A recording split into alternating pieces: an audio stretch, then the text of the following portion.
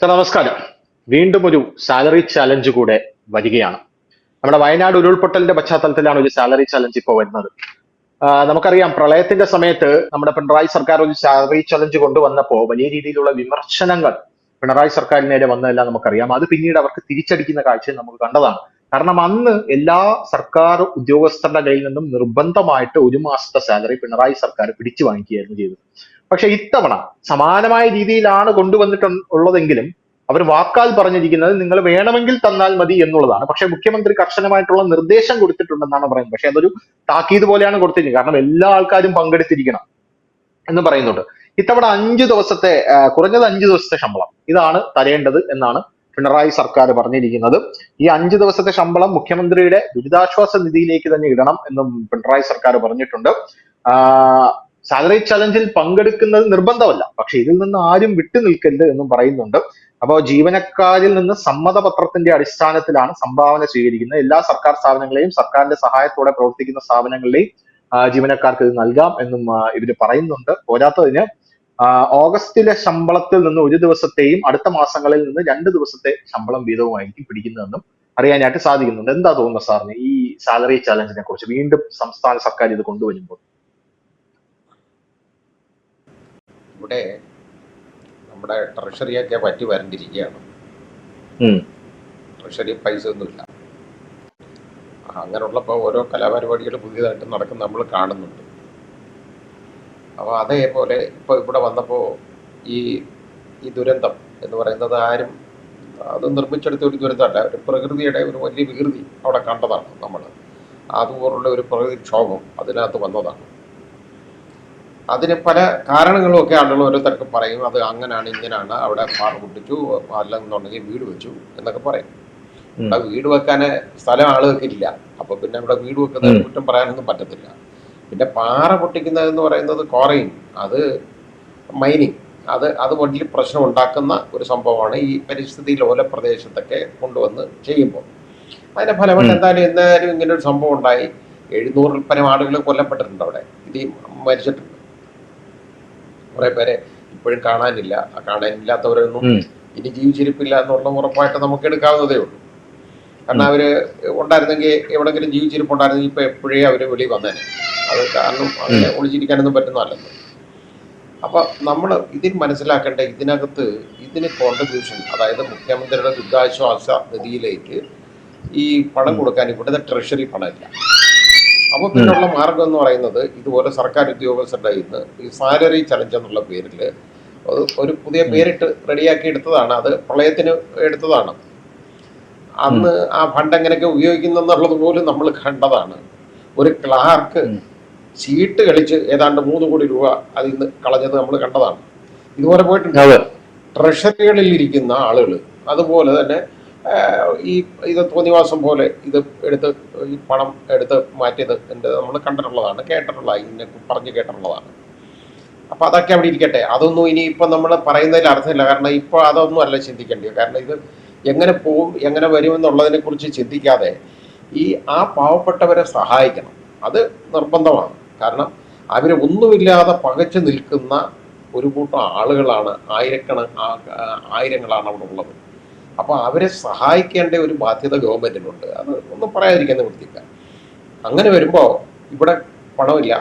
കേന്ദ്ര ഗവൺമെന്റിൽ നിന്ന് യാതൊരു സഹായവും ഇതുവരെ പ്രഖ്യാപിച്ചിട്ടുമില്ല, കിട്ടിയിട്ടുമില്ല. പണം ഇല്ലായ്മ കൊണ്ട് ഒന്നും വരികയില്ല, ഒരു കുഴപ്പം സംഭവിക്കത്തില്ല. പണമില്ലാതെ ഇവിടുത്തെ ആരും വിഷമിക്കേണ്ടി വരില്ല എന്ന് പ്രധാനമന്ത്രി പറഞ്ഞിട്ടങ്ങ് പോയിട്ടുണ്ട്. പക്ഷേ ഇതുവരെ ഒന്നും കൊടുത്തതായിട്ടോ കൊടുക്കാനുള്ള ഒരു മനസ്ഥിതി ഉള്ളതായിട്ടോ നമ്മൾ കാണുന്നില്ല. അല്ല, വിശദമായിട്ടുള്ള റിപ്പോർട്ട് ചോദിച്ചിട്ടുണ്ടല്ലോ കേന്ദ്ര സർക്കാർ. അതെ, അതിന് റിപ്പോർട്ടൊക്കെ കൊടുത്ത്. എന്നാലും ഇത്രത്തോളം വലിയൊരു ദുരന്തം ഉണ്ടാവുമ്പോൾ ഒരു അടിയന്തര ധനസഹായമെങ്കിലും സാധാരണഗതി ചെയ്യാറുണ്ട്. വിശദമായ അല്ല, അത് അടിയന്തര ധനസഹായം സാറേ, ഞാൻ മനസ്സിലാക്കുന്ന അടിയന്തര ധനസഹായം ഇപ്പോ കേന്ദ്ര സർക്കാർ വയനാട് ഉരുൾപൊട്ടൽ ഉണ്ടായ അടുത്ത ദിവസം 140 കോടി കേന്ദ്രത്തിൽ നിന്നും റിലീസ് ചെയ്ത് കൊടുത്തിട്ടുണ്ടെന്നാണ് മുഖ്യമന്ത്രിയുടെ ഡിസാസ്റ്റർ എയ്ഡിലോട്ട്.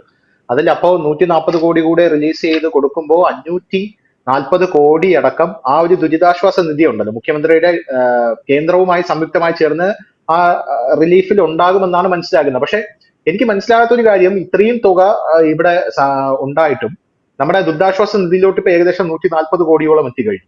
140 കോടി കേന്ദ്രം ആദ്യം റിലീസ് ചെയ്ത് കൊടുത്തു. മുഖ്യമന്ത്രിയുടെ ദുരിതാശ്വാസ നിധിയിൽ കേന്ദ്രവും ഇവരും കൂടെ സംയുക്തമായി ചേർന്ന് കൊടുക്കുന്നതാണെങ്കിൽ ഒരു 340 കോടി രൂപ ഓൾറെഡി അതിനകത്ത് കാണണം എന്നാണ് പറയുന്നത്. ഇനി വക മാറ്റിയിട്ടുണ്ടോ എന്ന് അറിയില്ല. അതിനകത്തൂടെ ഈ സാലറി ചലഞ്ച് വരുന്നു. പോരാത്തതിന് ദുരിതാശ്വാസം എന്ന് പറഞ്ഞ് ആൾക്കാർ സത്യം പറഞ്ഞാൽ വീട് വെച്ച് കൊടുക്കാം, ടൗൺഷിപ്പ് ചെയ്തു കൊടുക്കാം എന്നൊക്കെ പറഞ്ഞ് ധാരാളം ആൾക്കാർ സഹായത്തിനായിട്ട് രംഗത്തെത്തുന്നുണ്ട്. അപ്പൊ ആ ഒരു സാഹചര്യത്തിൽ ഈ സാലറി ചാലഞ്ചിന്റെ കൂടെ ഒരു ആവശ്യമുണ്ടോ എന്നുള്ളതാണ് എന്റെ ജെന്യുവൻ ആയിട്ടുള്ള ഒരു സംശയം. അല്ല, അത് എൻ്റെ അഭിപ്രായത്തിൽ സാലറി ചലഞ്ചിൻ്റെ അത് വലിയ അത്യന്താപേക്ഷിതമായ ഒരു സംഭവമല്ല. കാരണം ഉം, ഒരുപാട് ആളുകൾ ദുരിതാശ്വാസ നിധിയിലേക്ക് സംഭാവനകൾ വലിയ എമൗണ്ട് കൊടുത്തിട്ടുണ്ട്. കോടിക്കണക്കിന് രൂപ നമ്മൾ കണ്ടുകൊണ്ടിരിക്കുകയാണ്. ഓരോ ഉം, വ്യാപാരികൾ, വലിയ ബിസിനസ്സുകാർ, അവരെല്ലാം ഇങ്ങനെ കൊടുത്തുകൊണ്ടിരിക്കുകയാണ്. മറ്റ് ഗവൺമെൻറ്റുകൾ എല്ലാം കൊടുത്തിട്ടുണ്ട്. അപ്പോൾ അതിൻ്റെയൊക്കെ ഒന്ന് കണക്ക് നോക്കിയിട്ട് മതിയല്ലോ ഈ സാലറി ചലഞ്ച് തികയാതെ പോകുന്നെങ്കിൽ. അതല്ലാതെ ഈ ഉം, ഉദ്യോഗസ്ഥരുടെ കയ്യിൽ നിന്ന് പണം പിടിച്ചു വാങ്ങാൻ ഉള്ള ഒരു മാർഗമായിട്ട് ഇത് മാറരുത്. അപ്പോൾ അത് ഉം, നമ്മൾ നോക്കുമ്പോൾ പറയുന്നത് എന്താണെന്നറിയോ, അവർ ഓരോരുത്തരും കൺസെൻറ്റ് കൊടുക്കണം. കൺസെൻറ്റ് കൊടുക്കുന്നവർ, മേലധികാരികൾക്ക് കൺസെൻറ്റ് കൊടുക്കുന്നവരുടെ കയ്യിൽ നിന്ന് അത് ഈടാക്കാൻ പാടുള്ളെന്ന് പറയുന്നുണ്ട് ഇതിനകത്ത്. ശരിയാണ്. അതെ അതെ. പക്ഷേ ഇത് ഒരു നിർബന്ധിതമായ കാര്യമായിട്ട് ഇതങ്ങ് മാറും. കാരണം ഈ ഉം, കൺസെൻറ്റ് കൊടുക്കാത്തവനെല്ലാം പിന്നെ കണ്ണിലെ കരടാണ്. അവനെ അതെ അതെ അതെ. ഇവിടെ ഇരിക്കുന്നവൻ നേരെ കോടാകുളഞ്ഞിയിലോ അല്ലെങ്കിൽ ഉം, അല്ലെങ്കിൽ കാസർഗോഡോ പോയിരുന്ന് കണ്ണുറങ്ങണം, അല്ലെങ്കിൽ ഇടുക്കി ജില്ലയിലോ. ആർക്കും വേണ്ടാത്ത ചില ഉം, ഉം, സ്ഥലങ്ങളുണ്ട്. അങ്ങോട്ടൊക്കെ ഉള്ള ട്രാൻസ്ഫറുകൾ ഇനി തീരുമാനിക്കുന്നത് ഉം, ഇതിന്റെ അടിസ്ഥാനത്തിലായിരിക്കും. അങ്ങനെ വരും. ഉം, കാരണം സർവീസ് സംഘടനകൾ, ഗവൺമെന്റ് അനുകൂല സംഘടനകളോ ഒരുപാട് ഉണ്ടല്ലോ, സംഘടനയുണ്ടല്ലോ. അവര് ഉം, റിപ്പോർട്ട് ചെയ്യും, ഇന്നാരൊക്കെയാണ് ഇതിലെ പ്രശ്നക്കാർ, ഈ പൈസ കൊടുക്കണ്ടെന്ന് പറഞ്ഞു, അവർ കൊടുത്തിട്ടില്ല, ഇതാണെന്ന് പറയും. അവരെ ഒരു വൈര്യനിര്യാതന ബുദ്ധിയോടുകൂടി അവരെ കാണുകയും ചെയ്യും, അവരെടുത്ത് പെരുമാറുകയും ചെയ്യും. അങ്ങനെ പെരുമാറുന്നത് ഒരൊറ്റ കാരണം കൊണ്ട് ഇത് നിർബന്ധിതമായ ഒരു കാര്യമായിട്ടങ്ങ് മാറുകയാണ്. ഇത് കാരണം കൺസെന്റ് കൊടുത്തില്ലെങ്കിൽ അവ ഇവിടെ കാണത്തില്ല. അത് കാരണം കൺസെന്റ് കൊടുക്കും. കൊടുക്കാതിരിക്കാൻ നിവൃത്തിയില്ലാത്തത് കൊണ്ട് കൊടുക്കുകയാണ്, അല്ലാതെ ഈ മനസ്സിന് ഇഷ്ടത്തോടു കൂടി കൊടുക്കുന്നതല്ല. ഇങ്ങനെയുള്ള ദുരിതാശ്വാസ നിധിയിലൊക്കെ ഉള്ള സംഭാവന എന്ന് പറയുന്നത് ഉം, മനുഷ്യന്റെ മനസ്സോടുകൂടി ഇഷ്ടപ്പെട്ട് വേണം കൊടുക്കാൻ. അല്ലാതെ ഒരുത്തൻ്റെ ഇത് പിടിച്ചു പറിച്ചെടുത്തിട്ട് ഈ സാലറി ചലഞ്ച് നമ്മുടെ പേര് വിട്ട് അത് ചെയ്യണമെന്നില്ല. അപ്പം കേന്ദ്ര ഗവൺമെന്റിന്റെ കയ്യിൽ നിന്ന് കിട്ടിയ സഹായം 140 കോടി കിട്ടിയെന്ന് പറയുന്നു. എനിക്കതിനെക്കുറിച്ച് അറിയില്ല, ഉം, അതുകൊണ്ടാണ് ഞാൻ പറയാഞ്ഞത്. ഞാൻ കണ്ടില്ല. ഉം, എന്തായാലും അതിനൊരു പരസ്യം കിട്ടിയിട്ടില്ല ഈ 140 കോടിയെ ഉം, സംബന്ധിച്ചിടത്തോളം. അപ്പോൾ മാധ്യമങ്ങളിലൊക്കെ ഒരു പരസ്യം വന്നിട്ടുണ്ടെങ്കിൽ ഞാനത് കണ്ടേനെ. ഞാനത് കണ്ടില്ല. ഉം. കേരളത്തിലെ മാധ്യമങ്ങൾ അത് ആക്ച്വലി റിപ്പോർട്ട് ചെയ്തിട്ടില്ല, പക്ഷെ ദേശീയ മാധ്യമങ്ങൾ കൊടുത്തിട്ടുണ്ട്. അതിൽ നിന്ന് ഞാനത് മനസ്സിലാക്കുന്നത്. ആ ആ അതെ, അത് കാണുമായിരിക്കും. ഞാനതില്ലെന്ന് പറയുന്നില്ല. കൊടുത്തിട്ടുണ്ടെങ്കിൽ നല്ലത്. ഉം, അടിയന്തര ധനസഹായമായിട്ട് അത്രയും ചെയ്തിട്ടുണ്ടെങ്കിൽ വളരെ വെല്ലൻ ഗുഡ്. അപ്പോൾ അത് ആനാണെങ്കിൽ ഇനി ബാക്കി വിശദമായിട്ടുള്ള റിപ്പോർട്ട് കിട്ടിയതിന് ശേഷം ബാക്കി കൊടുത്താൽ മതി, കാര്യം ശരിയാവും. അത് കുഴപ്പമില്ല, അങ്ങനെ ചെയ്യാം. അതൊക്കെ കിട്ടുമ്പോൾ അത്രയും പണം ഖജനാവിൽ അതായത് ദുരിതാശ്വാസ നിധിയിലുള്ളപ്പോൾ പിന്നെ എന്തിന് സർക്കാർ ഉദ്യോഗസ്ഥരെ പിഴിയുന്നു എന്നുള്ളത് എനിക്ക് മനസ്സിലായില്ല. സാലറി ഉം, ചലഞ്ച് എന്തിനാണെന്ന് എനിക്ക് മനസ്സിലാകുന്നില്ല. പക്ഷേ അത് ഉം, കൊടുക്കുന്നവർ പിന്നെ മനസ്സോടുകൂടി കൊടുക്കുന്നതാണെന്നുണ്ടെങ്കിൽ ഈ സാലറി ചലഞ്ചൊന്നും വേണ്ട. ഇങ്ങനെ ഒരു മുഖ്യമന്ത്രിയുടെ ഒരു അപേക്ഷ മാത്രം മതി, ഇങ്ങനെ ഒരു എല്ലാവരുടെ ഒരു അഭ്യർത്ഥന മാത്രം മതിയായിരുന്നു. ഉം. ഈ കഴിവുള്ളിടത്തോളം ഓരോ സർക്കാർ ഉദ്യോഗസ്ഥരും പക്ഷെ ഇത് വളരെ വ്യക്തമായിട്ട്, സാറെ, വളരെ വ്യക്തമായിട്ട് പ്ലാൻഡ് ആയിട്ട് ആണ് കേട്ടോ നടത്തുന്നത്. അതായത് ഈ തുകയെല്ലാം സ്വീകരിക്കാൻ പ്രത്യേക അക്കൗണ്ട് തുറന്നിട്ടുണ്ട്. 5 ദിവസത്തിൽ കൂടുതലുള്ള ശമ്പളം നൽകുന്നവർക്ക് 1 മാസം 2 ദിവസം എന്ന ക്രമത്തിൽ 10 ഗഡുക്കൾ വരെ അനുവദിക്കുമെന്ന് ഇവർ പറഞ്ഞിട്ടുണ്ട്. പോരാത്തതിന് ഇതിൽ ഏറ്റവും രസകരമായിട്ടുള്ള സംഭവം എന്ന് പറഞ്ഞു കഴിഞ്ഞാൽ, ഇവർക്ക് വേണമെങ്കിൽ ശമ്പളത്തിൽ നിന്നല്ലാതെ നിങ്ങൾക്ക് വേണമെങ്കിൽ പ്രോവിഡന്റ് ഫണ്ടിൽ നിന്നും തുക എടുത്ത് തരാം എന്ന് പറഞ്ഞിട്ടുണ്ട്. അതിന് പ്രത്യേകമായിട്ടുള്ള ഒരു അപേക്ഷ ഈ സർക്കാർ തയ്യാറാക്കിയിട്ടുണ്ട്. വളരെ ത്വരിതഗതിയിലാണ് കാര്യങ്ങളൊക്കെ പോകുന്നത്. ആർജിത അവധി സറണ്ടർ ചെയ്ത് കിട്ടുന്ന തുകയിൽ നിന്ന് പണമടയ്ക്കാൻ സൗകര്യമുണ്ടെങ്കിലും അത് ഭൂരിഭാഗം ജീവനക്കാർക്കും പ്രയോജനപ്പെടില്ല എന്നുള്ളത് കൊണ്ട് ആർജിതാവധിക്ക് പകരം പണം നൽകുന്നതിന് ലാസ്റ്റ് ഗ്രേഡ് ജീവനക്കാർ മാത്രമാണ്. മറ്റുള്ളവരുടെ ലീവ് സറണ്ടർ മരവിപ്പിച്ചിരിക്കുകയാണ്. അങ്ങനെ എല്ലാ രീതിയിലും ഈ സാലറി ചലഞ്ചിന് വേണ്ടിയിട്ടുള്ള ഇവര് നിർബന്ധമല്ല എന്ന് പറയുന്നുണ്ടെങ്കിൽ പോലും വളരെ പ്ലാൻഡ് ആയിട്ട് അവർ സറൗണ്ട് ചെയ്ത് പിടിച്ചിരിക്കുകയാണെന്നാണ് നമുക്ക് മനസ്സിലാക്കാനായിട്ട് സാധിക്കുന്നത്. എന്റെ ഒരു ചെറിയ ഡൗട്ടേ ഉള്ളൂ. അപ്പൊ ഇത്രയും ഗംഭീരമായിട്ടുള്ള ആ ഒരു ഇത് നിങ്ങൾ ആ കേന്ദ്രത്തിന് കൊടുക്കുന്ന റിപ്പോർട്ടിൽ ഒന്ന് കാണിച്ചിരുന്നെങ്കിൽ അവിടെ നിന്ന് കിട്ടാനുള്ള തുക കറക്റ്റ് ആയിട്ട് പെട്ടെന്ന് കിട്ടിയതിനല്ലോ എന്ന് ഞാൻ ആലോചിക്കുന്നത്. കേന്ദ്രത്തിന്റെ റിപ്പോർട്ടിന് പകരം പിണറായി സർക്കാർ ഒരു നോട്ടാണ് കൊടുത്തത്. അപ്പൊ കേന്ദ്രം പറഞ്ഞു ഇല്ല, നോട്ട് പറ്റില്ല, ഞങ്ങൾക്ക് മുഴുവനായിട്ടുള്ള റിപ്പോർട്ട് വേണം, അവിടെ ആർക്കൊക്കെ എന്തൊക്കെ സംഭവിച്ചു. കാരണം ഇത് ഫണ്ട് വരുന്നത് ഒരു സ്ഥലത്തു നിന്നല്ല, ഇപ്പൊ റോഡിനുള്ള ഫണ്ട് വരുന്നത് നിതിൻ ഗഡ്കരിയുടെ വിഭാഗത്തിൽ നിന്നാണ്, വേറെ പല കാര്യങ്ങൾക്കുള്ള ഫണ്ട് വരുന്നത് അതാത് വകുപ്പുകളിൽ നിന്നാണ് വരുന്നത്. അതുകൊണ്ട് നിങ്ങളോട് വിശദമായിട്ടുള്ള റിപ്പോർട്ട് ചോദിച്ചിരിക്കുകയാണെന്ന് പറഞ്ഞു, അത് ഇതുവരെ കൊടുക്കാൻ തയ്യാറായിട്ടില്ല. മറിച്ച് ഇതിനുള്ള അപേക്ഷയൊക്കെ തയ്യാറാക്കാനായിട്ട് സർക്കാർ ഭയങ്കര ആവേശമാണ്. അതാ ഞാൻ പറഞ്ഞത്, ഇത് എളുപ്പമുണ്ടല്ലോ ഇതാകുമ്പോൾ. മറ്റേതിന് ഒത്തിരി ജോലി ചെയ്യണം, മെനക്കേടാണ്. ഇതെല്ലാം തയ്യാറാക്കി റെഡിയാക്കി ശരിയായിട്ട് റിപ്പോർട്ട് കൊടുക്കാതെ കേന്ദ്ര ഗവൺമെന്റ് കൊടുക്കേണ്ട കാര്യമില്ല. അത് പറയുന്നത് വളരെ ശരിയായ കാര്യമല്ലേ? കാരണം ഇത് പല വിഭാഗങ്ങളിൽ നിന്ന്, പല വകുപ്പുകളിൽ നിന്ന് വരേണ്ട പണമാണ്. അത് വരേണ്ടത് ഓരോ ഫണ്ടാണ്. അത് വരുന്ന ഉടനെ അതിന് ശരിയായ റിപ്പോർട്ട് വേണം, അവിടെ എന്തുമാത്രം ആവശ്യമുണ്ട് എന്നുള്ളത് അവർക്ക് മനസ്സിലാക്കണ്ടേ. അതാ വേണ്ടത്. അത് ശരിയായ കാര്യമാണ് ആ റിപ്പോർട്ട്. അത് തയ്യാറാക്കാനുള്ള ഒരു നടപടി എടുക്കുന്നതിന് പകരം ഇതേപോലെ എങ്ങനെ സാലറി ചലഞ്ച് മൂലം അതിൽ നിന്ന് കൈയിട്ട് വാരി പൈസ എങ്ങനെ എടുക്കാം എന്നുള്ളതിനെ കുറിച്ച് ഉള്ള റിസർച്ചാണ് ഇപ്പോൾ നടന്നുകൊണ്ടിരിക്കുന്നത്. അതാണ് വന്നുകൊണ്ടിരിക്കുന്നത്, അല്ല വേറൊന്നുമല്ല. പിന്നെ നേരത്തെ പറഞ്ഞ പോലെ ഒരുപാട് ആളുകൾ ഇപ്പോൾ പല സംഘടനകളും ആളുകളും ഒക്കെ ഈ ടൗൺഷിപ്പ് പറഞ്ഞേക്കുന്ന ആളെ എനിക്കതിൽ വിശ്വാസ്യത എനിക്ക് വളരെ കുറവാണ്. മുട്ടൽ മരമുറി കേസിലെ പ്രതിയാണ്, എനിക്ക് അതിനകത്ത് വലിയ താല്പര്യം തോന്നുന്നില്ല. പക്ഷേ അല്ലാതെ പല സംഘടനകളും സ്ഥലം ഓഫർ ചെയ്തിട്ടുണ്ട്, കൊടുക്കാന്ന് പറഞ്ഞിട്ടുണ്ട്. ഇപ്പൊ ഞാൻ തന്നെ ഇന്റർനാഷണൽ പ്രസിഡന്റ് ആയിട്ടിരിക്കുന്ന ഗാന്ധി ഭവന്റെ കോഴിക്കോടുള്ള ഒരു 18 സെന്റ് നല്ല സ്ഥലമാണ്. അത് 5 കുടുംബങ്ങൾക്കായിട്ട് വീട് വെക്കാനായിട്ട് കൊടുക്കാന്ന് പറഞ്ഞിട്ടുണ്ട്. ഗാന്ധി ഭവൻ തന്നെ കൊടുത്തേക്കാണ്, അത് കൊടുക്കാൻ ഞങ്ങൾ തീരുമാനിച്ചു. എന്ന് പറഞ്ഞ പോലെ ഒരുപാട് സംഘടനകളെ സ്ഥലവും ഓഫർ ചെയ്തിട്ടുണ്ട്. അത് മാത്രമല്ല പലരും വീട് ഓഫർ ചെയ്യുകയാണ് ഇപ്പോൾ. അതായത് ഈ പണം കൊടുക്കുന്നതിന് പല ആളുകൾക്ക് ഇപ്പം താല്പര്യമില്ല പണമായിട്ട്. അതുകൊണ്ട് അവർ വീട് വെച്ച് കൊടുക്കാന്ന് പറഞ്ഞു. ഇതിനൊരു സ്കീം ഉണ്ടാക്കട്ടെ, ഈ ഒരു വീട് വെച്ച് കൊടുക്കാന്ന് പറയുന്ന ഈ ഓഫറുള്ള ആളുകൾക്ക്. ഇപ്പൊ ഞങ്ങൾ തന്നെ ഈ കൊടുത്ത 18 സെന്റ് സ്ഥലം എപ്പോൾ എഴുതി കൊടുക്കാൻ തയ്യാറാണ്, റെഡിയാണ്. അതിനകത്ത് 5 കുടുംബങ്ങൾക്ക് വീട് വെച്ച് കൊടുക്കട്ടെ. അത് കൊടുക്കാൻ തയ്യാറുള്ള ആളുകൾ അതിനൊരു സ്കീം ആദ്യം ഉണ്ടാക്കണം. ഇങ്ങനെ ആരൊക്കെ പറഞ്ഞിട്ടുണ്ട്, പ്രവാസികൾ തന്നെ ഒരുപാട് പേര് പറഞ്ഞിട്ടുണ്ട്. അവരൊക്കെ പണം കൊടുക്കുന്നതിന് പകരം അവരുടെ താല്പര്യം ഇതുപോലെ മെറ്റീരിയലായിട്ട് ഇങ്ങനെ കൊടുക്കുക എന്നുള്ളതാണ്. അതിന്റെ കാരണം നമുക്ക് ഊഹിക്കാവുന്നതേ ഉള്ളൂ എന്താണെന്ന്. ഈ പണമാകുമ്പോൾ ചിലപ്പോൾ അങ്ങ് എത്തത്തില്ല എന്നുള്ള ഒരു പേടി കൊണ്ടായിരിക്കാം. അങ്ങനെ പേടിക്കേണ്ട കാര്യമൊന്നുമില്ല. കാരണം ഈ ആ പ്രളയത്തിന്റെ ഫണ്ട് പോയതുപോലൊന്നും ഇതിന്ന് പോകുമെന്ന് ഞാൻ വിശ്വസിക്കുന്നില്ല. കാരണം ഇപ്പോ ജനങ്ങൾ വളരെ വിജിലന്റ് ആണ്, ഇത് നോക്കിയിരിക്കുന്നത്. അന്ന് ഇതുപോലെ പല ആളുകൾക്ക് ഉഴവൂർ വിജയന്റെ, അതേപോലെ തന്നെ ശ്രീ കോടിയേരി ബാലകൃഷ്ണന്റെ പോലീസുകാരന്, അവർക്കൊക്കെ വേണ്ടി ഇതുപോലെ പണമൊക്കെ എടുത്ത് കൊടുത്തത് പുറത്തു വന്ന് വലിയ പ്രശ്നമായി. ഇനി അതിന് തയ്യാറാകുമെന്ന് ഞാൻ വിശ്വസിക്കുന്നില്ല. അതുകൊണ്ട് അതിനെ അവിശ്വസിക്കേണ്ട കാര്യമില്ല. അത് ഏതായാലും ദുരിതാശ്വാസ നിധിയിലേക്ക് പൈസ കൊടുക്കുന്നതിന് ഒരു കുഴപ്പമില്ല, കൊടുക്കാം. എന്നാൽ പോലും ആളുകൾക്ക് അത് താല്പര്യമില്ല പണമായിട്ട് കൊടുക്കുന്നതിന്. അതാ ഇപ്പൊ ഇത്ര വീട് ഞങ്ങൾ 50 വീട് നിർമ്മിച്ച് നൽകാം എന്ന് ഓരോരുത്തർ അങ്ങനെ പറയുന്ന ആളുകളുണ്ട്.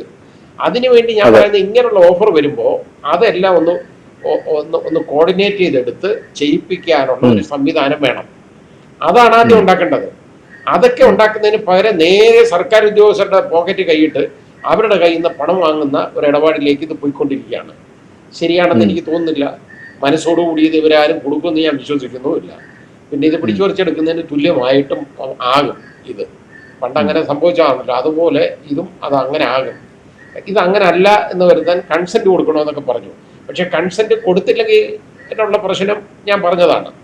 അതുകൊണ്ട് കൺസെന്റ് കൊടുക്കാതിരിക്കാനൊക്കത്തില്ല, കൺസെന്റ് കൊടുക്കും.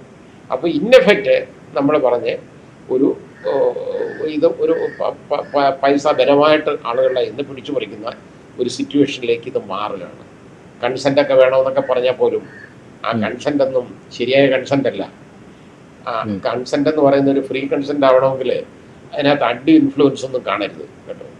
ഇത് അവിടെ അണ്ടി ഇൻഫ്ലുവൻസ് ഒക്കെ ഇവിടെ വന്നു കഴിഞ്ഞാൽ പ്രശ്നമാണ്, ബുദ്ധിമുട്ടുമാണ്. ആ രീതിയിലേക്ക് പോകുന്നത് നല്ലതല്ല.